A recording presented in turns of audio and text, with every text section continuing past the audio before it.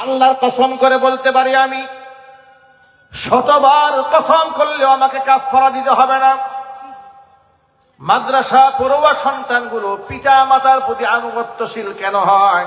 কারণ বাচ্চাদেরকে হাতে করে করে আমরা শিখাই দেই, وَقَضَى رَبُّكَ أَلَّا تَعْبُدُوا إِلَّا إِيَّاهُ وَبِالْوَالِدَيْنِ إِحْسَانًا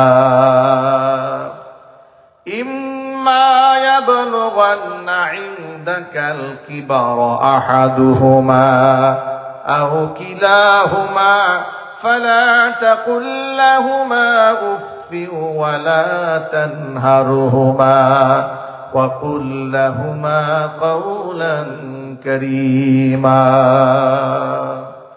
আল্লাহ পাকের নির্দেশ হলো ওয়াকাদা রাব্বুকা, আমার রব্বুক, তোমার রবের নির্দেশ হচ্ছে আল্লাহ তা'বুদু ইল্লা ইয়াহ, ইবাদত করবে একমাত্র আল্লাহ। ইবাদত হবে কার?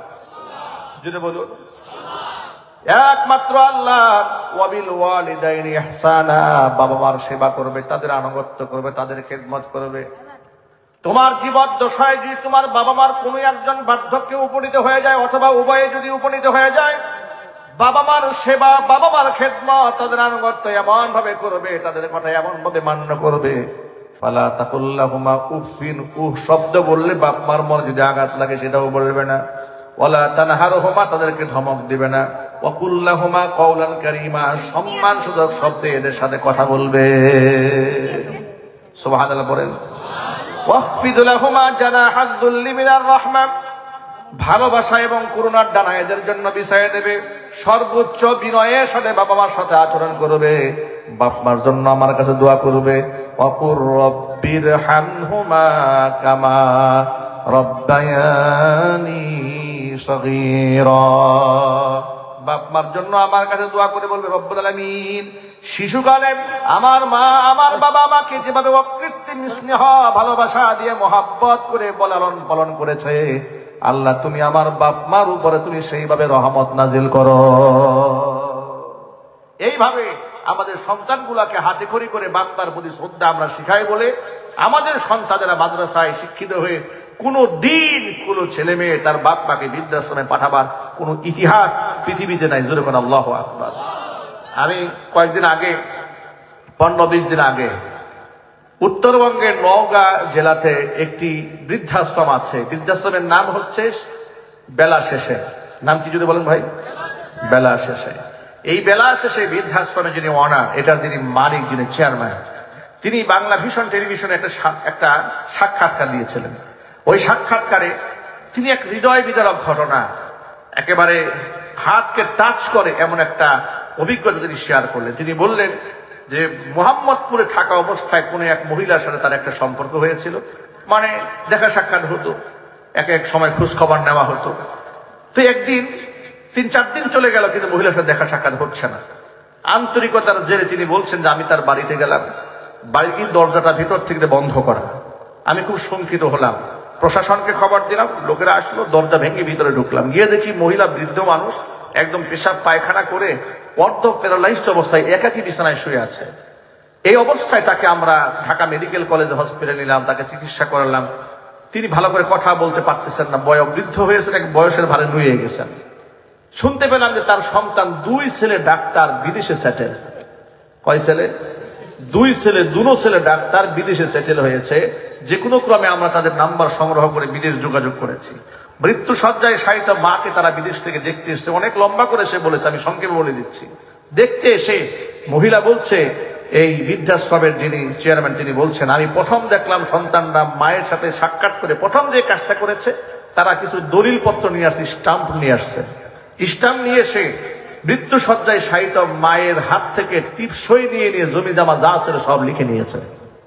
লিখে নেওয়ার পরে এই সন্তান দুটো, এই বৃদ্ধাশ্রমের মালিক যিনি, তাকে বললেন যে আপনি আমার বোনের মতো, আমার মাকে মায়ের মতো দেখবেন, তার পেছনে যত টাকা খরচ করতে হয় আমরা সব বিদেশ থেকে পাঠাবো, যেহেতু আমরা বিদেশ থাকি, মায়ের দেখাশোনা করা আমাদের সম্ভব নয়। এই কথা বলে উনি বলছেন, এই কথা বলে ছেলেদ্বয় এই যে দেশ থেকে পালালেন, বিদেশে চলে গেলেন, তার মা দুনিয়া থেকে মরে গেছেন। আমি তাকে মায়ের মতো করে লালন পালন করেছি, জীবনের শেষ মুহূর্ত পর্যন্ত আমি নিজের মায়ের মতো তাকে বৃদ্ধাশ্রমে সেবা করেছি। সে ইন্তেকাল করেছে। তারা জীবনে একটিবার ফোন দিয়ে জিজ্ঞাসা করেন আমার মাটা মরে গেছেন না বেঁচে আছে। 2 ছেলে ডাক্তার, নাউজুবিল্লাহ বলেন। এটা বোঝার জন্য আপনাকে মহাজ্ঞানী বিজ্ঞানী হতে হবে না, অনেক বড় দার্শনিক হতে হবে না, অনেক বড় সাহিত্যিক হতে হবে না। আগে নাসা বিজ্ঞানে গবেষণাগারে গিয়ে আপনাকে ধ্যান করতে হবে না। কমন একটা বিষয়, এরকম অসংখ্য বাস্তবতা আমাদের চোখের সামনে হাজার হাজার আছে, কি নাই? যদি বলতে হবে নাই। আপনি যে আমাদের গাজীপুরে মণিপুরে বৃদ্ধাশ্রম আছে, উত্তরাতে বৃদ্ধাশ্রম আছে, আপনারা যান, গিয়ে দেখবেন সেখানে বড় বড় ডাক্তারদের মা আছে, ইঞ্জিনিয়ারদের মা আছে, ব্যারিস্টারদের মা আছে, সাহিত্যিকদের মা আছে, বড় বড় সরকারি অফিসারদের বাপ মা আছে। আল্লাহর কসম, একটা হাফেজের বাপ মা খুঁজে পাবেন না, একটা আলেমের বাবা মা খুঁজে পাবেন না। যদি বলতে হবে, ঠিক কিনা বলেন? এর দ্বারা বোঝা যায় ওরা শিক্ষিত হয়েছে, কিন্তু ওরা মানুষ হতে পারে নাই। মানুষ হতে গেলে আল্লাহ পাকের কোরআনের শিক্ষায় শিক্ষিত হতেই হবে। যদি বলতে হবে, ঠিক কিনা? এই যে আমাদের মেয়েরা আজকে আলেমা হয়েছে, আলহামদুলিল্লাহ বলেন। তারা যে আলেমা হলেন, তারা শুধু আলেমা হয় না, তারা আবেদা হয়েছেন, জাহেদা হয়েছেন। তারা যে স্বামীর সংসারে যাবে, সেই স্বামীর সংসারে আল্লাহ রাব্বুল আলামিনের রহমত আল্লাহ পাক ভরপুর করে দেবেন। তারা যে মা হবেন, তারা একজন পর্দাশীল মা হবেন, দিনদার মা হবেন, রক্ষণশীল মা হবেন তারা। ওই যে আমাদের দেশের এক তরুণ ক্রিকেটার, তিনি বলেছিলেন, যারা বিশ্ববিদ্যালয়ে যে সমস্ত মেয়েরা ফ্রি মিক্সিং করে, মানে বয়ফ্রেন্ডের সাথে হাত ধরে ঘুরে বেড়ায়, সংসদ ভবনে চীনা বাদাম খায়, বয়ফ্রেন্ডের উরুর মধ্যে মাথা রেখে শুয়ে থাকে, কিংবা টাউতে বয়ফ্রেন্ডকে শুয়ে থাকে, এমন কালচারে অভ্যস্ত মেয়েরা ভবিষ্যৎ জীবনে তাদের সন্তানেরা কি পাবে? তারা লজ্জাশীল একটা মা পাবে না। কথা বলতে হবে, ঠিক কিনা বলেন? এই কথাটা বাস্তব না অবাস্তব? এই কথা বলার কারণে এই দেশের ক্রিকেট বোর্ডের সেই বুদ্ধিজীবীরা এবং বাংলাদেশের সুশীল নামক কুলাঙ্গারেরা বলেছিল যে এই ছেলেটার মাথায় সমস্যা দেখা দিয়েছে, সে মৌলবাদ হয়ে গেছে। বাস্তব সম্মত কথা বলার কারণে তাকে মৌলবাদ বলে গালি দিয়েছিল। বিগত স্বৈরাচারের আমলে তারা তো মৌলবাদ, ধর্মের দিকে যাকে দেখতো তাকেই তারা মৌলবাদ বলে গালি দিত। এর একমাত্র মিশন ছিল একটা, ভারতকে খুশি করা। ভারতের রাম বাম প্রভুদেরকে খুশি করার জন্য এদেশে অসংখ্য জঙ্গি নাটক সাজিয়ে ইসলামপন্থী, কোরআনপন্থী মানুষদেরকে তারা জেলখানায় পুরে দিয়েছিল। অসংখ্য আলেম ওলামার নামে মিথ্যা মামলা দিয়ে বছরের পর বছর তারা কারারুদ্ধ করে রেখে দিয়েছিল। 2021 সালে 2600 আলেমের নামে মামলা দিয়ে জেলখানায় পুরে দিয়ে ভারতের মোদীকে খুশি করে সারা জীবনের জন্য চেয়ারে বসে থাকতে চেয়েছিল। আল্লাহ পাক এমন গজব দিয়েছে, 24 সালে তার নৌকা ডুবিয়ে দিয়েছে। আমার যুবক ভাইরা, ধর্মের ছোঁয়া যেখানে থাকবে সেই অঙ্গনটায় আলোকিত থাকবে। ধর্মের ছোঁয়া যেখানে থাকবে না সেখানে কোনোদিন আলো থাকতে পারে না, সেই জায়গা অন্ধকার হয়ে যায়। যদি আপনার ব্যক্তি জীবনে ধর্ম থাকে, আপনার ব্যক্তি জীবনটা আলোকিত হবে।